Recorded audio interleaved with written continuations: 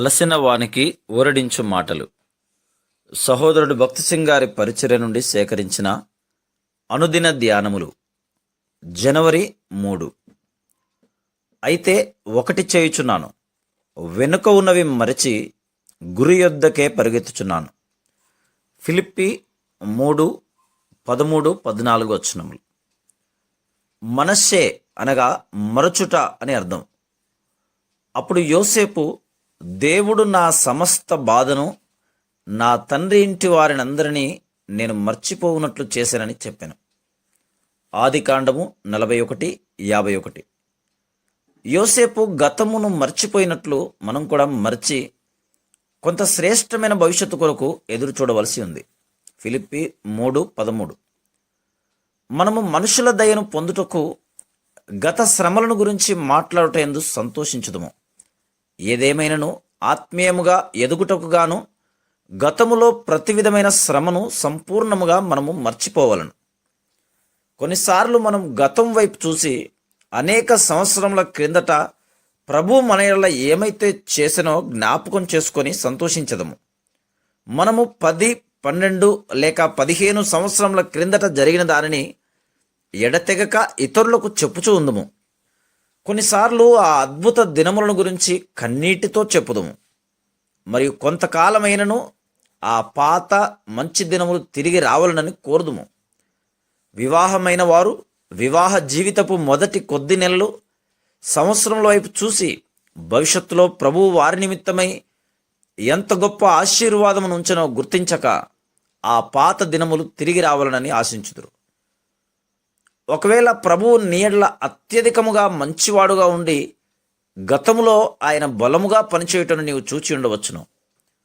భవిష్యత్తులో అంతకంటే ఎంతో శ్రేష్టమైన దానిని ఆయన నీ కొరకు భద్రపరిచి ఉన్నాడని మాత్రం మరొకము. కావున ఎంతో కుతూహలంతో గొప్ప వాటి కొరకు ఎదురుచూడుము. పౌలు ముందున్న వాటి కొరకై వేగిరపడుచున్నాను అని చెప్తున్నాడు. ప్రభువు నీకు ఇవ్వనై ఉన్న శ్రేష్టమైన వాటి కొరకు వేగిరపడుచు ముందుకు చూచినప్పుడే నీ విశ్వాసము జీవము గలదిగా ఉండును. అట్టి నిరీక్షణ, విశ్వాసం నిన్ను దేవుని హృదయమునకు సమీపముగా ఉంచును. ఆయన మనలను తన సంపూర్ణతతో నింపి మనలను పరిపూర్ణతలోనికి తెచ్చు పర్యంతం ఆయన తృప్తి చెందడు. మన ఆత్మీయ స్వాస్థ్యమైన తన రాజ్యమంతటినీ మనకివ్వవలనని ఆయన కోరుచున్నారు. అందుచేతనే ముందున్న వాటి కొరకై వేగిరపడవలనని మనల్ని కోరుచున్నాడు. ఆ పాత మంచి దినములను తలంచుచు మరియు 7 లేక 8 సంవత్సరముల క్రిందటి అదే వైఖరిని కలిగి ఉండటం వలన అది మన ఆత్మీయ పురోభివృద్ధిని, ఫలవంతమైన స్థితిని ఆటంకపరచును. మనకందరికీ మనస్సే యొక్క అనుభవం అవసరం.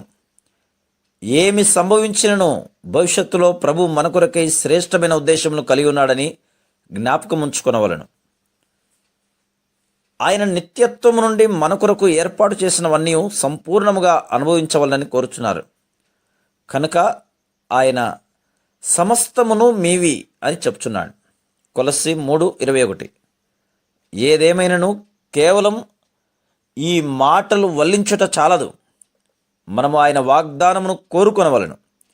దేవుడు నిశ్చయముగా నేను నిన్ను ఆశీర్వదింతును, నిశ్చయముగా నిన్ను విస్తరింపజేతును అని చెప్తున్నాడు. హెబ్రీ 6:14. ఇది దేవుని వాగ్దానం మరియు దాని ప్రకారము నిత్యత్వమునకు ఎడతెగక తన ఆశీర్వాదములను మన యెడల విస్తరింపచేయును. ఈ కారణమును బట్టి గతము ఎంత మంచిదైనను దానిని మనం మర్చిపోవలను మరియు గొప్ప సంగతులు జరుగునని నిరీక్షించవలను. ఆయన రాజ్యమునందు, సింహాసనమునందు మన పరలోక స్వాస్థ్యం యొక్క సంపూర్ణ భాగమును మనం కోరుకొనుచు ఉండవలను. Praise the lord.